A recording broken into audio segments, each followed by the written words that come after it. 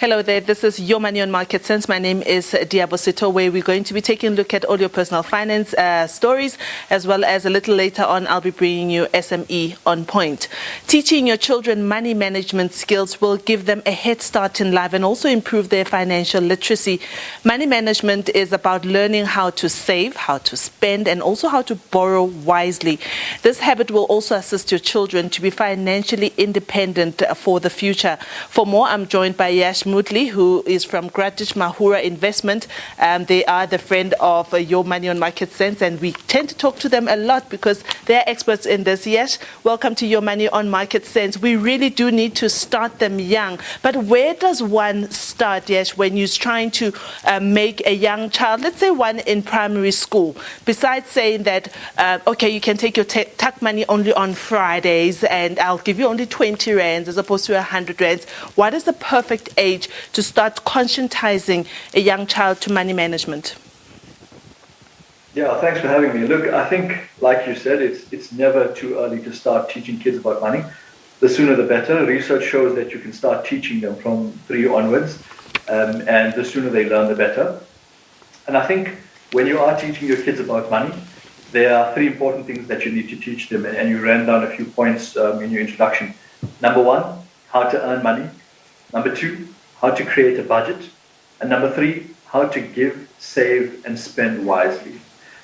Now, the problem is if you don't teach your kids about financial literacy and their relationship with money, like all learned behaviors for kids, they will see what their parents' relationship with money and follow that, and that may or may not be a good thing. Yeah. Number 1, how to earn money. So I think the point is that you've got to teach children that earning money comes from actually putting in the effort. Mm-hmm. So if you do give them an allowance, make sure it's tied to some sort of achievement, like them finishing their chores or achieving academically. Okay. So they eliminate the sense of entitlement and understand that they can only earn money if they put in the effort. The same with adults. Number 2, a budget. Kids must learn just like adults that you can't get what you want whenever you want, because everybody's been told that money doesn't grow on trees, like our parents always told us. So you need to create a budget and show them line items, what they're spending, and allocate an amount to it. And if they want something that's not in the budget, they either need to eliminate something that they're already spending or save towards that goal. Yeah. And then the third thing was to, when they're saving wisely, listen, savings and teenagers are 2 words that don't go together, but you can encourage their saving by matching their savings rate. Perhaps tell them for every 1 rand that they save, you will match it by 50 cents or 1 rand, as long as they don't touch it for perhaps a year. And then secondly, create a long-term savings goal. So if they want that iPhone or that PlayStation or Contiki holiday when they finish school or their first car, create a savings goal, allocate a budget towards it, and show them how they can get there by allocating monthly towards that goal. Yeah. So there are a couple of things that we do as parents, and I'm very guilty of this. There's never a time where I say I actually have money. If my 12-year-old asks me for money, I'm always broke. I'll always say to him, I don't have money. And I'm sure when I'm listening to you that this creates a different relationship with money for the child. Any tips for us parents about how we talk to our children, particularly pre-teens, about our relationship with money? Like I say to you, I'm that parent that always says to my child, I don't have money, even though I do have it. Yeah. So look, you're not alone in that. I think majority of the parents default to, I don't have money. And that kids may see a different point because you would have told them that I don't have money, and they'll see, their parents spending elsewhere. But you need to be honest with your kids. And I think it was very taboo back in the day to not speak about money. You need to be honest with your money.